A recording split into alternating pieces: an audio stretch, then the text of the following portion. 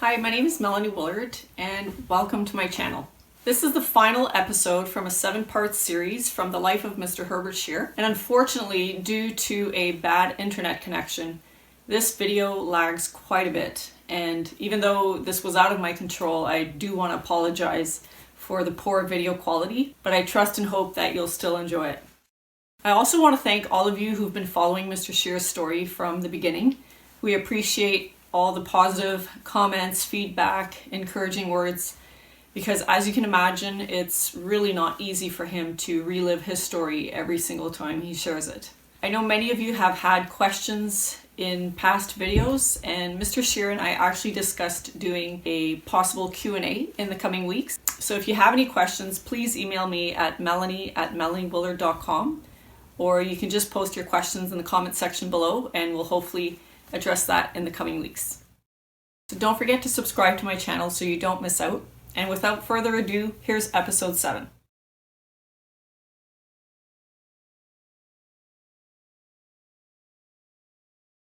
We're continuing our interview with Mr. Herbert Scherer. He's in Van Cleek Hill, Ontario, Canada, and it is November 16th, 2020.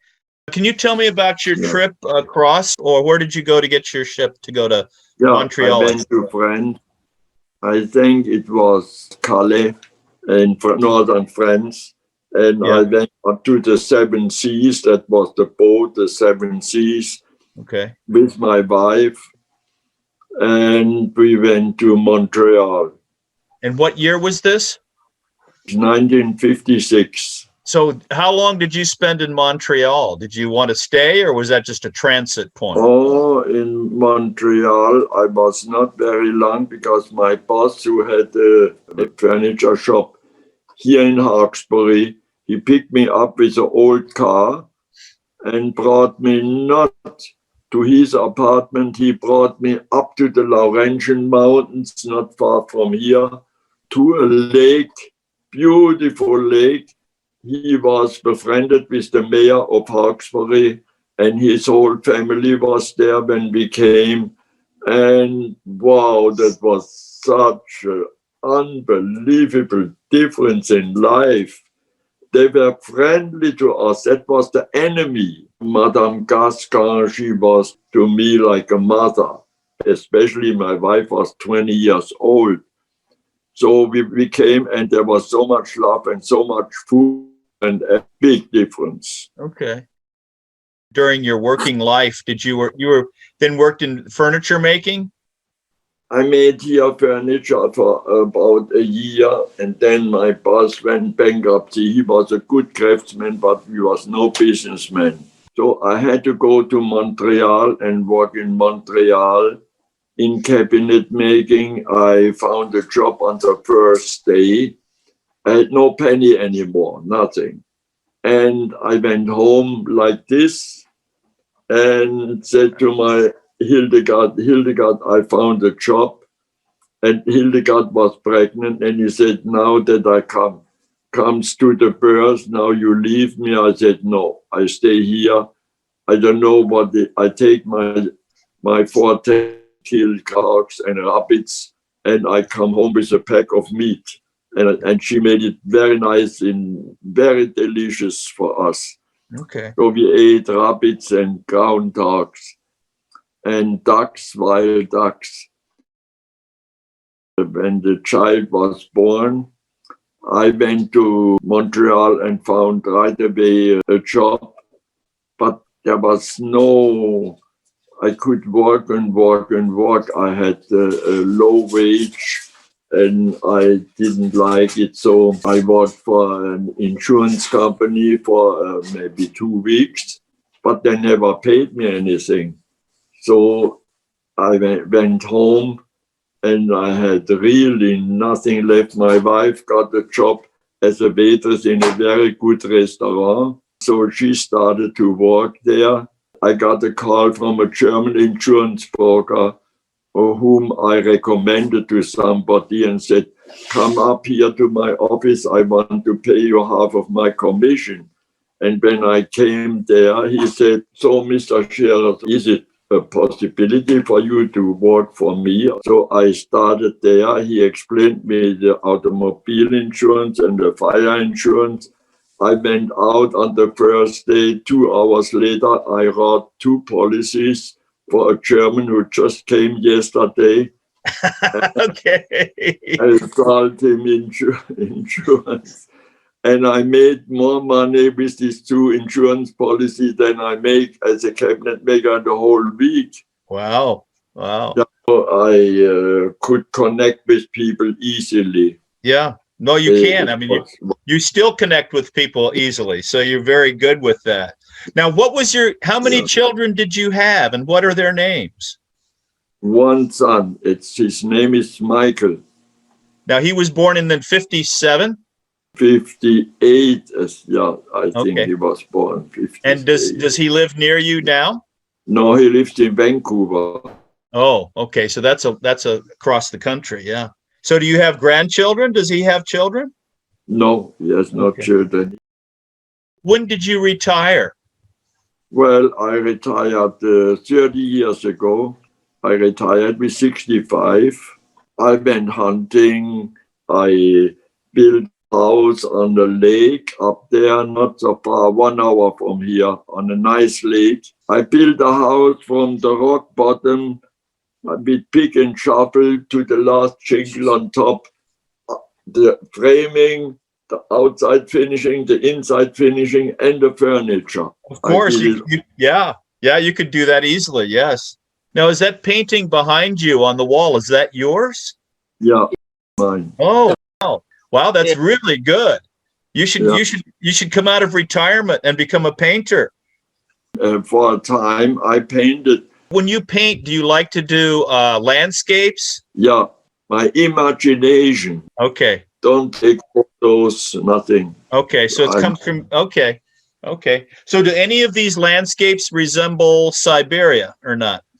Yeah, one I have up there, and everybody likes it. So that's Siberia then. Yeah. You know, this is not Siberia. It's your imagination of Siberia. No, I want to, I want the dreary of the Siberian villages. I don't want to paint. Right, because okay. Nothing nice. I wanted to do a decoration, If I paint what I saw there in Veliciano or in Tumen, well, is too sad, Gray huts, people with no good clothes, no water lines. They have to pull the water up out of a hole and things like this. I'm not painting that. Yeah. Do you still have any bad dreams or bad thoughts about what happened to you? No? He did say a few weeks ago that he sits on the couch at night and he'll keep seeing everything kind of reenact in his mind. And so he says, I wish I could press delete, but I can't.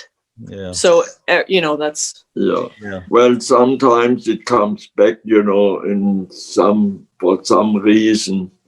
And if you're alone, your brain works different than if you are with somebody. If you're alone, you look back into the past, which was everything but nice, Yeah. Wow. Well, do you have any positive thoughts about Siberia at all? When I was there, wow, it was really dreary, really poor, I have no anger against the Russians, more against the Germans who ruled the camps. These guys, are dead by now. They were all older than me, so they don't live anymore. So I forgave them, but they were very brutal to us, not the Russians even. The Germans were the brutal ones. Oh, that's not the interesting. Russians. Well, that's the point I just want to underline is he brings it back to the humanity of the battle, because he said some of his corporals were the biggest jerks out there, and he was shown more humanity or compassion from the Russian leaders or from the Russian nurses and doctors than he was his own. Even when he went for that meal from the Americans, how they were all just weeping there by their, to them, it didn't seem like a big deal, but. Yeah, of course. No, I remember his story about Lisa. So yeah, you seem to have not bad thoughts about the Russians, but just I guess the situation, and of course, your German guard. So that's very interesting that you don't have much hostility towards the Russians. Well, somewhere, you find everywhere in the world, find this kind and this kind. We all know that. Yeah. But in general, the Russians were okay. Some Russian older ladies on Christmas, I think it's sure in the book, who gave me bread. They said, "Why are you so sad?" And I said, "Well, Germany, it's, he's born, God came down to the earth, a little baby. Wow!" I made them understand, with my words, what I'm saying. And we had a Christmas tree with lights, and we had something to eat, and they started crying. They remembered their Christmas, not under Stalin, but before, Right, yeah. And they gave me, they opened the POW card, that is an insulated jacket, and gave me 500-gram bread, wet bread, but that's what they had. Wow. And then the next woman came and said, "Why, Mama, are you crying?" Well, he told me this and this. She gave me her bread too. And then came a 10-year-old Cossack boy who worked in the factory and said, "What are you talking?" Well, he said this and this. He gave me his 200-gram bread. So I had 1,000-gram bread. And I went home and put my only blanket over me, and I ate it all on Christmas Eve. When my shift was over, and it was, for me, it was Christmas. And my stomach did not rebel, and I had not to drink water with it. My stomach was very happy with the bread I had, and I ate that bread. Have you been back to Germany since you came over to Canada? Yeah, about a few times back, but I didn't like it anymore. The people, the land I like, but the people I don't like.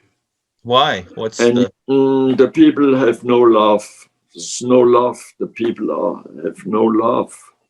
Okay. It's the people are the class different. It's still in. I guess it's in England the same as in Austria and Germany, Switzerland. The class difference, everybody thinks I'm a little bit better than him. I'm better educated. I'm on a different level. No, I am on a different. Okay. This is such a cheap, and this is not me. So do you find that's more the case in Canada than in Europe, that it's more what we would say egalitarian? You don't have people, you're always going to have people everywhere who sometimes do that. But in general, do you find in Canada there's less of that than in Europe? Yeah. Okay. Absolute. Okay. Here people have more love for each other, are more polite each other. And now that I have a white beard, everybody holds the door open. Yeah. That can be good and bad. I mean, when I walk to campus, sometimes students will hold the door open for me, and I'm not sure what I should think about this. I tell you, is that good or a bad thing? I'm not sure. Do you have any other thoughts or advice you'd like to give to the rest of us about what you experienced in your life? What I learned, if you put all your things, life things happen in a sieve and sieve it out, Mm-hmm. And what is left, what's left. there is nothing. If I wouldn't have believed in God and had a relationship to God, to Jesus Christ, with 3.5 years of age, and I would be dead for a long time. Yeah. God pulled me out, pulled me out, pulled me out, pulled me out, pulled me out, make me survive, get me to Canada, give me some money that I could go to Canada.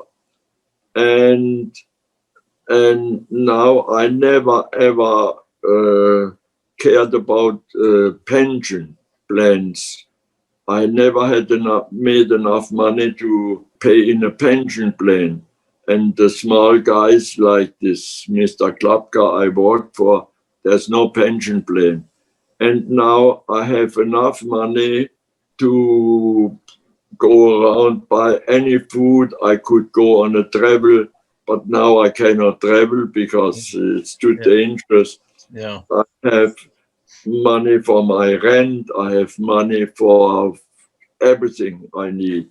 So I have no problems whatsoever. Well, that's great. Great. My health is okay. I get. Yeah. My body is okay. Your mind is great. You have a great memory. I mean, you have no problems there. I have no problems. I have no problems. Yeah. I forget sometimes words. I'm very glad that I have been able to talk to you these 2 times. I wish we could have met in person. I would really like to be able to meet you in person, and Melanie as well. But I've been very lucky that you're willing to spend the time to talk to me. And of course, this is going to be very valuable for my students.